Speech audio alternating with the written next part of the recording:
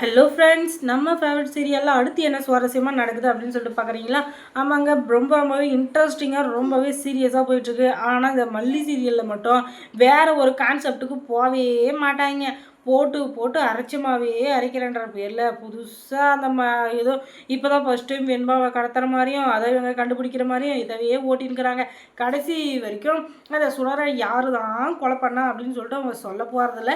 நம்மளாம் ஏதோ ஒரு யூகத்தில் அவளை கண்டுபிடிப்போம். வேறு என்ன பண்ணுறது? நம்ம தான் இன்வெஸ்டிகேஷன் ஆஃபீஸராக இருந்து இந்த சீரியலை நல்லபடியாக வழி நடத்துகிறோம். ஏன்னா இந்த டைரக்டரு கடைசி வரைக்கும் சுடரை கொலை பண்ணது யாருன்னு அவங்க சொல்லவே மாட்டாங்க. அதனால் நம்மளே கண்டுபிடிப்போம். இப்போ என்ன போயிட்டுருக்கு அப்படின்னு சொல்லிட்டு பார்த்தீங்கன்னா, இந்த வெண்பாவை கடத்தி வச்சுட்டு இருந்தாங்க இல்லையா, அந்த பொம்பளை யார் என்ன அப்படின்ற எல்லா டீட்டெயில்ஸையும் கலெக்ட் பண்ணுறாரு நம்ம தீபன். அதுக்கப்புறம் தான் அவருக்கு தெரிய வருது, இந்த பொம்பளை சரியான கில்லாடி கேடி, ஒரு கேக் மாதிரி மொல்லை மாதிரி முடிச்சு வைக்கி ஃப்ராடு 420 இப்படி எத்தனை திருட்டு பேர் இருக்கோ மொத்த பேரையும் இந்த பொம்பளைக்கு வைக்கலாம். அப்படிப்பட்ட பேர் வாங்கின இந்த பொண்ணு பொம்பளை எத்தனை வருஷமாக எத்தனை டைமு ஜெயிலுக்கு போயிட்டு வந்திருக்காங்க.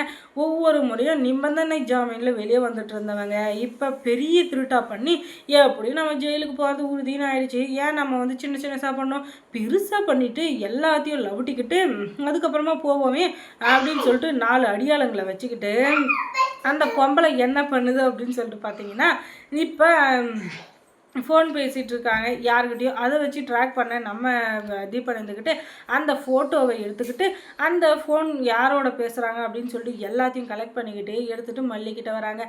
மல்லி வந்து, சார் என்னாச்சு சார், எங்கள் வெண்பாவை பற்றின ஏதாச்சும் தகவல் கிடைச்சிதா அப்படின்னு சொல்லிட்டு மல்லி இருந்துக்கிட்டு கேட்க, எதுவும் இல்லைங்க, ஆனால் அவள் எங்கே இருக்கான்னு வந்து இப்போதைக்கு எக்ஸாக்டாக தெரியல, ஆனால் யார் கடத்திருக்காங்க அப்படின்றத நான் கண்டுபிடிச்சிட்டேன் அப்படின்னு சொல்ல, யாருங்க கொஞ்சம் காட்டுங்க அப்படின்றதும், இந்த பொம்பளை தான் இப்போ வரைக்கும் நம்ம வெண்பாவை கடத்தி வச்சுட்டு நம்ம கண்ணில் வந்து விரலை விட்டு ஆட்டிகிட்டு இருக்கா. அதுவும் இல்லாமல் இவள் யாருக்கிட்டையும் ஃபோனில் பேசிகிட்டு இருந்தா. அவள் வேறு யாரும் இல்லை, தீபிகா தான். எனக்கு நல்லா தெரிஞ்சிச்சு.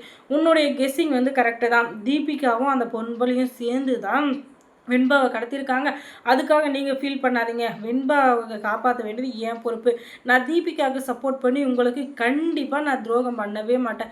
ஏன்னா வெண்பாவும் என் குழந்த மாதிரி தான் அப்படின்னு சொல்லி இவங்க சொல்ல, எப்படியாச்சும் நம்ம குழந்தைய கண்டுபிடிக்கணும் அப்படின்னு சொல்லி யோசிக்க, ஐயோ இந்த பொம்பளை நான் எங்கேயோ பார்த்துருக்கனே அப்படின்னு சொல்லிட்டு பார்த்தா வேறு யாரும் இல்லை. வெண்பா அந்த பக்கம் ஓடி போகிறப்ப இந்த பொம்பளை தான் நம்மளை திசை திருப்பினது. இந்த பொம்பளை அப்போ நம்மளை சுற்றி தான் சார் இருப்பா அப்படின்னு சொல்லிட்டு இவங்க இருந்துக்கிட்டு முடிவு பண்ணுறாங்க. சரிங்க வாங்க போய் அவங்கள கண்டுபிடிக்கலாம் அப்படின்னு சொல்ல, இப்போதைக்கு அவங்க ஃபோன் நம்பர் கிடச்சிருக்கு. அதை வச்சு அவங்க லொக்கேஷன் எங்கே இருக்குன்னு நம்ம வந்து அதை தெரிஞ்சுக்கணும். அதுக்கப்புறம் தான் அவங்க இருக்கிற இடத்துக்கு நம்ம போக முடியும் அப்படின்னு சொல்ல, இவங்க ஃபோன் நம்பரை கொடுத்ததும் மல்லி இருந்துக்கிட்டு அப்படி போட்டு தாக்குறாங்க. யார் என்ன அப்படின்னு சொல்லிட்டு அவங்க கேட்க, உன்னை காப்பாற்ற வந்த கடவுள் அப்படின்னு நினச்சியா? அதுதான் இல்லை, உன்னை எரிக்க வந்த யமன் அப்படின்னு சொல்லிட்டு சொல்ல, என்னடி ரைமிங்காக பேசுகிற நினைப்பா, யாரீ நீ அப்படின்னு சொல்ல, நீ கடத்தி வச்சிருக்கிய ஒரு பொண்ணு, அவளுடைய அம்மா அப்படின்னு சொல்ல, ஓஹோ நீ தானா, இப்போ என்ன வேணும் உனக்கு அப்படின்னு சொல்லிட்டு கேட்க, அதுவா என் பொண்ணை கடத்தி வச்சிருக்கல, அவளை ஒழுங்கு மரியாதையாக கூப்பிட்டு வந்து என்கிட்ட விடுற, இல்லைன்னு வச்சுக்கோயேன் உன்னை நாராக கிழிச்சிருவான் அப்படின்னு சொல்லிட்டு சொல்ல, அதெல்லாம் விட முடியாதுரி, உன்னால் ஆனதை பார்த்துக்க, ஒரு 50 லட்ச ரூபா பணத்தை கொண்டு வந்து என்கிட்ட கொடுத்துட்டு அதுக்கப்புறம் நீ என்ன வேணால் சொல்ல, அதை நான் கேட்குறேன், அது வரைக்கும் நீ என்ன சொன்னாலும் நான் கேட்க மாட்டேன் சரியா அப்படின்னு சொல்லிட்டு இவங்க சொல்ல, ஓஹோ உனக்கு 50 லட்சம் வேணுமா, உன் ஃபோனுக்கு ஒரு வீடியோ வந்திருக்கு அதை பாரு அப்படின்னு சொல்லிட்டு பார்த்தா அவங்க ஃபேமிலியில் இருக்க சின்ன குழந்தைங்க மொத்த பேரையும் கடத்தி வச்சு, அதாவது பேரன் பேத்தின்னு இருக்காங்களே அவங்க எல்லாரையும் கடத்தி வச்சு அவங்கள சித்திரவதை பண்ணுற மாதிரி ஒரு வீடியோ. என்ன மேடம் வீடியோவை பார்த்தியா, இப்போ மட்டும் நீ என் பொண்ணை விழலை, அதுக்கப்புறம் உன் பேரன் பேத்தி மொத்த பேரும் பரலோகம் போயிடுவாங்க அப்படின்னு சொல்ல, மல்லியாக அப்படி பேசுனாங்க அப்படின்னு சொல்லிட்டு பார்த்தா வேறு என்ன பண்ணுறது,